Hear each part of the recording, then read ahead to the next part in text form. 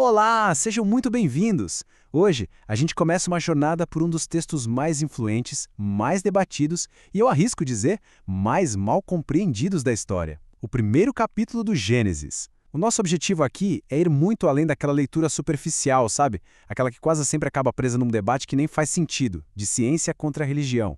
Em vez disso, a gente vai analisar esse documento com as ferramentas certas: a análise literária, a histórica e a teológica. Vamos tratar Gênesis 1 não como um manual de biologia, mas como ele realmente é, um manifesto teológico revolucionário, escrito num tempo e lugar específicos com um propósito muito claro. A gente vai desvendar a sua estrutura literária, que é super sofisticada, vamos mergulhar no diálogo que ele trava com as culturas do Antigo Oriente Próximo e, o mais importante, vamos extrair a sua mensagem profunda e duradoura sobre quem é Deus, o que é o mundo e qual é o nosso lugar nele. Entender Gênesis 1 na sua própria língua e no seu próprio mundo é fundamental, porque este texto não conta só uma historinha de origem, ele estabelece os alicerces de uma visão de mundo que moldou e muito a teologia, a filosofia e a ética de civilizações inteiras. Para a gente organizar bem a nossa análise, vamos seguir este roteiro aqui dividido em 6 partes. Primeiro, vamos entender por que Gênesis 1 foi uma verdadeira revolução teológica na sua época. Depois, na segunda parte, vamos nos debruçar sobre a arquitetura literária do capítulo, que é impressionante. As sessões 3 e 4 vão ser dedicadas a uma análise mais detalhada dos dias da criação, dividindo em 2 blocos, os dias que dão forma e os dias que preenchem. A quinta parte vai tratar do clímax de tudo, a criação da humanidade à imagem de Deus. E para fechar, na sexta sessão, a gente recapitula a mensagem principal, fala um pouquinho sobre alguns debates e termina com algumas reflexões. Então, vamos começar com a nossa primeira sessão.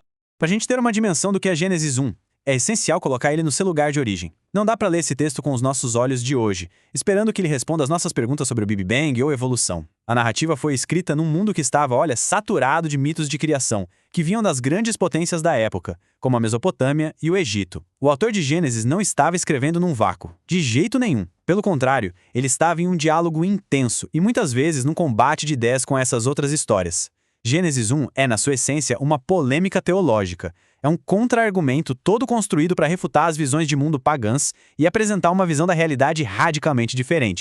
Essa aqui é a pergunta de $1 milhão, a que precisa guiar a nossa interpretação. O objetivo de Gênesis 1 não é responder como as coisas foram feitas, no sentido do processo físico. A ciência moderna é a ferramenta para isso. A preocupação do texto bíblico é outra, é teológica, é existencial. Ele quer responder às perguntas mais profundas. Quem está por trás de tudo? Por que o universo existe? Qual é a natureza do mundo em que a gente vive? E, claro, qual é o nosso lugar e o nosso propósito nisso tudo? Tentar forçar Gênesis 1 a ser um livro de ciência é um erro básico que nos faz perder a mensagem principal. A intenção dele é ser uma proclamação, um tipo de credo sobre a identidade do Deus de Israel e a natureza da sua criação. Ele está afirmando, batendo de frente com os mitos vizinhos, que o universo não é um acidente nem resultado de uma briga cósmica, mas sim o projeto intencional, ordenado e bom de um único Deus soberano e totalmente diferente de tudo que criou. Essa tabela que a gente está vendo agora resume de um jeito bem claro quão revolucionário era Gênesis 1. O contraste é gritante, e é de propósito. Vamos dar uma olhada ponto por ponto. Na visão pagã, como do poema babilônico Enuma Elish, existem vários deuses. Eles fazem parte da natureza, nascem da matéria e vivem brigando entre si. A criação do mundo nesse mito é o resultado de uma guerra violenta. O deus Marduk mata a deusa dragão Tiamat, que é a personificação do caos, e usa o corpo dela para fazer os céus e a terra. Agora, em Gênesis, a imagem é o oposto total. Existe um Deus único, que não faz parte do universo. Ele já existia antes de tudo e é maior que tudo. A criação não vem da violência, mas de um ato de paz, de ordem, feito pelo poder da sua palavra. E a humanidade? No Enuma Elish, os humanos são feitos do sangue de um Deus rebelde só para serem escravos, para fazer o trabalho sujo para os deuses descansarem. Em Gênesis, a humanidade é o ponto alto da criação, feita à imagem de Deus, não para servir como escrava, mas para governar e cuidar do mundo. Por fim, o cosmos pagão é caótico, imprevisível. Já em Gênesis, o mundo é declarado várias vezes bom, uma obra de arte com ordem e propósito. Essa virada de chave não é um detalhe, ela redefine toda a realidade. A primeira palavrinha da Bíblia hebraica, Bereshit, que significa no princípio, já é por si só uma declaração teológica de um peso enorme. Ela estabelece uma ideia que era muito estranha para a época, a de um começo absoluto. Para muitos mitos pagãos, a matéria, o caos, sempre existiu. Os deuses surgiam dela e depois a organizavam. Mas Gênesis 1:1, ao dizer, "No princípio Deus criou", afirma que antes da ação de Deus não havia nada, nem matéria, nem tempo. O próprio tempo é algo criado. Isso estabelece a soberania absoluta de Deus. Ele não é só um organizador de uma matéria que já existia. Ele é o autor de tudo, a fonte de toda a realidade. Essa ideia, que mais tarde foi chamada de creatio ex nihilo, ou criação a partir do nada, tem suas raízes nessa afirmação inicial e radical. Deus não pertence ao cosmos, o cosmos pertence a ele. Então, para fechar esta primeira parte, a gente pode dizer com toda certeza que Gênesis 1 precisa ser lido, antes de mais nada, como um documento de fundação teológica. A principal preocupação dele não é com os mecanismos da criação, mas com o significado dela. Ao dialogar e bater de frente com as visões de mundo de seu tempo, o texto estabelece uma identidade para o povo de Israel, baseada num Deus único, num mundo bom e numa humanidade com dignidade e propósito. É sobre essa base que todo o resto da teologia bíblica vai ser construído. Avançando para a nossa segunda sessão, vamos explorar um dos aspectos mais incríveis e muitas vezes ignorados de Gênesis 1, a sua estrutura literária. O autor deste capítulo não está só listando eventos de qualquer jeito. Ele está compondo uma obra de arte, uma tapeçaria de texto super organizada, simétrica, poética. E é fundamental entender que essa estrutura não é só um enfeite. Ela é, em si mesma, um jeito de passar a mensagem teológica. A ordem e o equilíbrio da narrativa espelham a ordem e o equilíbrio da criação que ela descreve. Ou seja, a forma do texto reforça o conteúdo, mostrando que o Criador é um Deus de sabedoria e propósito, e não do caos. A chave para a gente decifrar a estrutura de todo o capítulo é dada logo no segundo versículo. A terra era sem forma e vazia. A expressão em hebraico é tohu vabohu. Essa frase icônica estabelece o problema inicial que a ação criadora de Deus vai resolver. É muito importante a gente dividir esse problema em duas partes. Tohu quer dizer sem forma, sem estrutura, sem limites. É o estado desorganizado. E bohu quer dizer sem conteúdo, sem habitantes. É o estado vazio. A narrativa da Semana da Criação, então, pode ser entendida como a solução de Deus em duas etapas, para esse problema duplo. Primeiro, Deus vai dar forma ao que não tem forma, e depois, ele vai preencher o que está vazio. E essa tabela aqui ilustra essa arquitetura de um jeito genial. Reparem no paralelismo perfeito entre os 3 primeiros dias e os 3 dias seguintes. É uma correspondência exata. Nos dias de 1 a 3, Deus resolve o problema do tohu, da falta de forma, criando os grandes domínios da existência. Nos dias de 4 a 6, ele resolve o problema do bohu, do vazio, preenchendo esses domínios com seus habitantes. Olhem só em detalhe. No dia 1, Deus cria a luz e o domínio do tempo. No dia 4, ele preenche esse domínio com o sol, a lua e as estrelas. No dia 2, Deus separa as águas e cria os domínios do céu e do mar. No dia 5, ele enche esses domínios com as aves e os peixes. No dia 3, Deus faz a terra seca aparecer. E no dia 6, ele a preenche com os animais e, por fim, com a humanidade. Essa simetria não tem como ser coincidência. É uma construção literária super sofisticada, que reforça a mensagem de um Deus que age com ordem, plano e design. E não para por aí. Além dessa grande estrutura, o texto usa um padrão rítmico que se repete em quase todos os dias, funcionando como um refrão. Cada ato de criação segue esta sequência. Primeiro, o anúncio, e disse Deus. Depois, o comando, haja. Em seguida, o relato de que aconteceu. E assim se fez. Logo depois, a avaliação de Deus. E viu Deus que era bom. E por fim, a frase que fecha o dia. Houve tarde e manhã, o dia. Essa repetição dá ao texto uma qualidade majestosa, quase musical. Ela não é para ser chata, é para dar ênfase. Ela ressalta a soberania de Deus, que cria sem esforço nenhum, só com a sua palavra.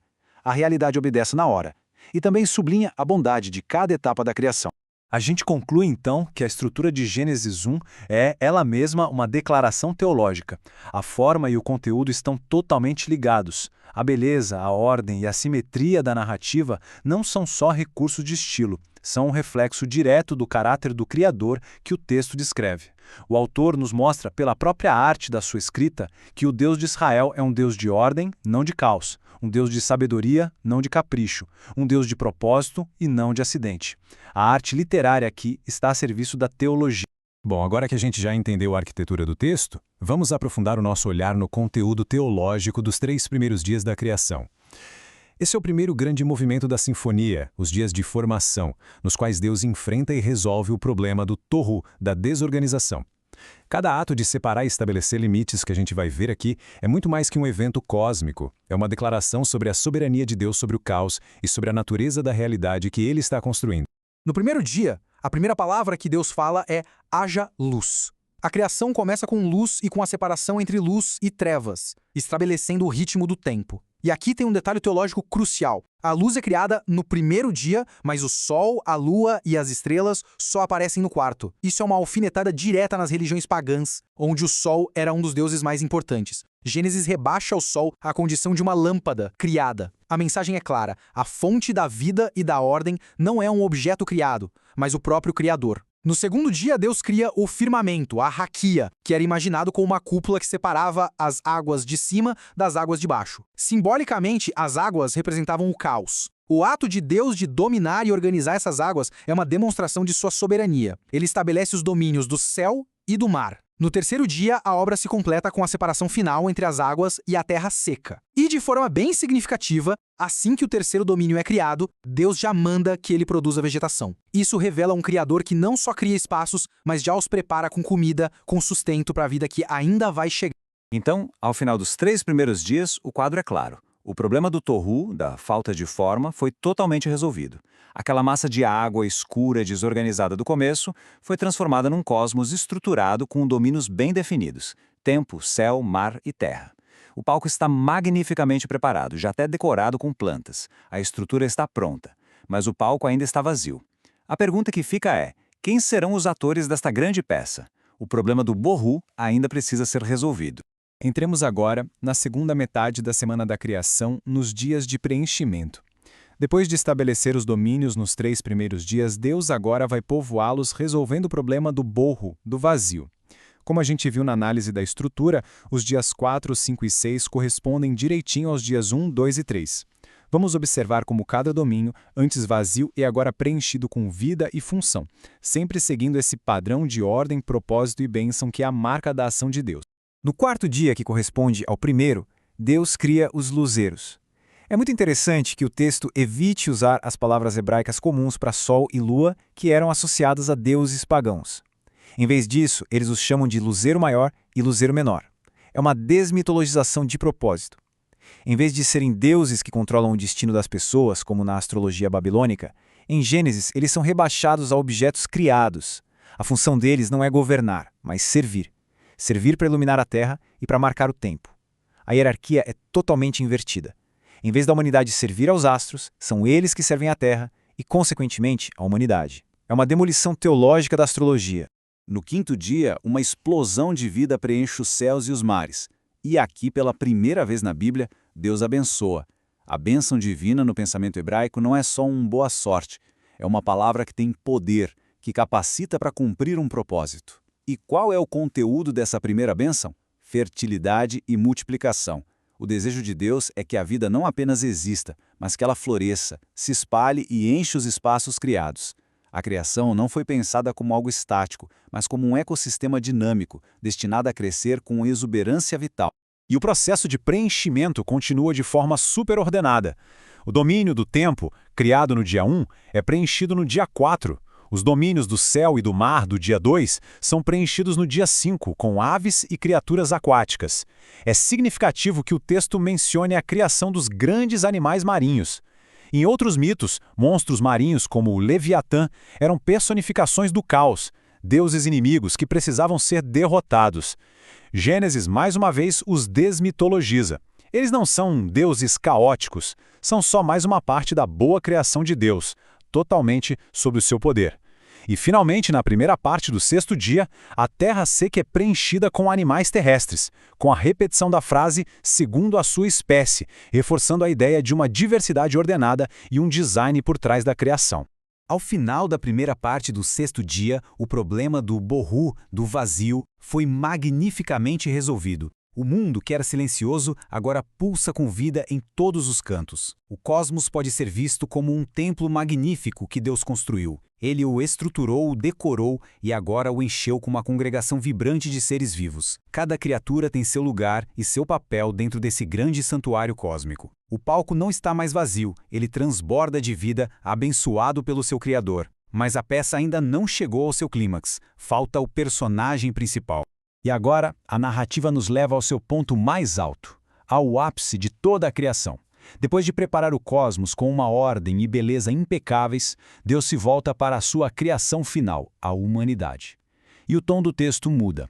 Até agora, os comandos de Deus foram impessoais. Haja luz, produza a terra. Agora, a narrativa faz uma pausa dramática. Há uma deliberação, um conselho solene dentro da própria divindade. Pela primeira vez, Deus fala no plural. Façamos o ser humano à nossa imagem conforme a nossa semelhança. Esse plural sempre gerou muito debate. Alguns dizem que é um plural de majestade, como um rei falando. Outros sugerem que Deus está falando com os anjos. A tradição cristã, olhando para trás, vê aqui um vislumbre da Trindade. Mas seja qual for a interpretação, o uso do plural deixa claro, algo de extraordinária importância está para acontecer. Imagem de Deus, ou imago Dei, em latim, é um dos conceitos teológicos mais ricos e fundamentais de toda a Bíblia. Mas afinal, o que o autor queria dizer com essa expressão?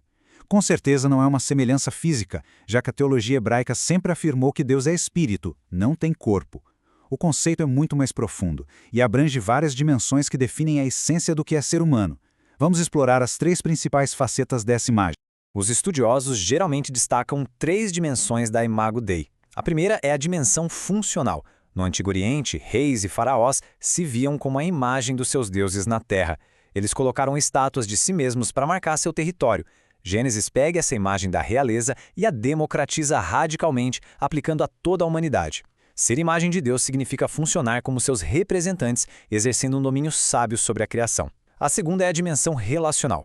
Fomos criados para o relacionamento, com Deus e com os outros, porque o próprio Deus é relacional. A terceira é a dimensão ontológica, que tem a ver com o nosso ser.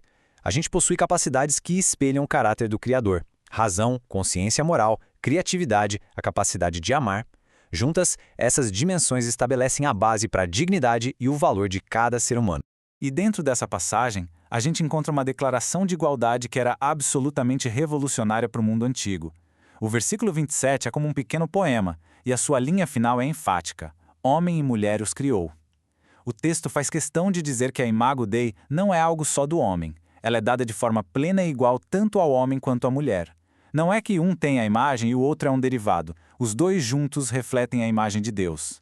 Logo no primeiro capítulo da Bíblia, temos o fundamento teológico para a dignidade e a igualdade entre os gêneros. Num contexto cultural superpatriarcal, essa afirmação é extraordinária. Resumindo, a criação da humanidade é o gran finale da obra de Deus. Não somos um mero subproduto do universo, um acidente. Segundo esta narrativa, somos o propósito para o qual todo o cosmos foi preparado. Recebemos uma posição de honra incomparável como portadores da imagem do Criador. E com essa honra vem uma grande responsabilidade, a de governar a criação não como tiranos, mas como representantes do Rei Justo, refletindo seu caráter de cuidado, ordem e amor no mundo. E assim, com a criação da humanidade, a obra dos 6 dias está completa. Chegamos à nossa sessão final. Aqui, a gente vai consolidar as grandes mensagens do capítulo, abordar rapidinho um dos principais pontos de debate sobre o texto e, por fim, propor algumas reflexões para conectar essa narrativa antiga com as nossas vidas hoje. Ao final de cada um dos 5 primeiros dias, a avaliação de Deus foi "E viu Deus que era bom", Tov. Mas no final do 6º dia, quando Deus olha para a totalidade da sua obra, com o cosmos em perfeita harmonia e a humanidade instalada como sua imagem, a avaliação sobe de nível.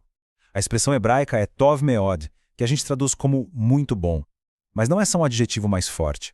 No pensamento hebraico, muito bom significa completo, perfeito, a harmonia de um sistema onde todas as partes funcionam direitinho umas com as outras, exatamente como o Criador planejou. A criação original é descrita como um estado de shalom, de florescimento total. Uma questão que sempre aparece é sobre o significado da palavra hebraica yom, traduzida como dia. Existem basicamente 3 grandes correntes de interpretação. A visão do dia literal defende que são dias de 24 horas mesmo, por causa daquela frase houve tarde e manhã. A visão do dia era argumenta que yom pode significar um período de tempo indefinido, buscando assim uma harmonia com as eras geológicas da ciência. E a visão do quadro literário, que a gente explorou na nossa análise da estrutura, defende que os dias não devem ser lidos de forma cronológica, mas como um recurso literário para organizar a criação por temas. É fundamental dizer que, do ponto de vista da mensagem do texto, essa é uma questão secundária.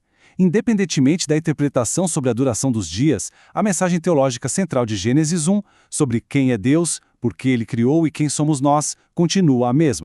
Então, quais são as grandes lições que a gente deve levar de Gênesis 1? Podemos resumir em 5 pontos fundamentais. Primeiro, a soberania de Deus. Existe um único Criador que está acima de tudo e cuja palavra dá origem à realidade. Segundo, o propósito na criação. O universo não é fruto do acaso, é um projeto intencional e com um propósito. Terceiro, a bondade do mundo material. Ao contrário de filosofias que desprezam a matéria, Gênesis afirma que o mundo físico, a natureza e o corpo são bons, são presentes de Deus. Quarto, a dignidade humana. Cada ser humano, sem exceção, tem um valor incalculável por ser portador da imagem do Criador. E quinto, a missão humana. Recebemos a tarefa de cuidar e zelar pela criação como representantes responsáveis de Deus. Nossa análise de Gênesis 1 termina aqui, mas o estudo deste texto tão rico pode e deve continuar. Deixo algumas sugestões. Comparem Gênesis 1 com Gênesis 2, percebendo as diferenças de estilo e foco.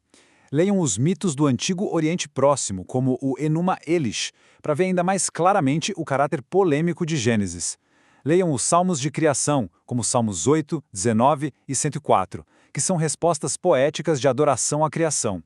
E por fim, conectem Gênesis 1 com o Novo Testamento, em passagens como João 1 e Colossenses 1, que identificam Cristo como o Verbo, o agente da criação. Para encerrar, gostaria de deixar uma questão para reflexão. A mensagem de Gênesis 1 não é só sobre o passado distante. Ela tem implicações profundas e práticas para a nossa vida, aqui e agora. Se acreditamos que o mundo é uma criação boa de um Deus soberano e que cada pessoa é portadora de sua imagem sagrada, como isso deveria moldar a nossa ética, a nossa ecologia, a nossa política e os nossos relacionamentos?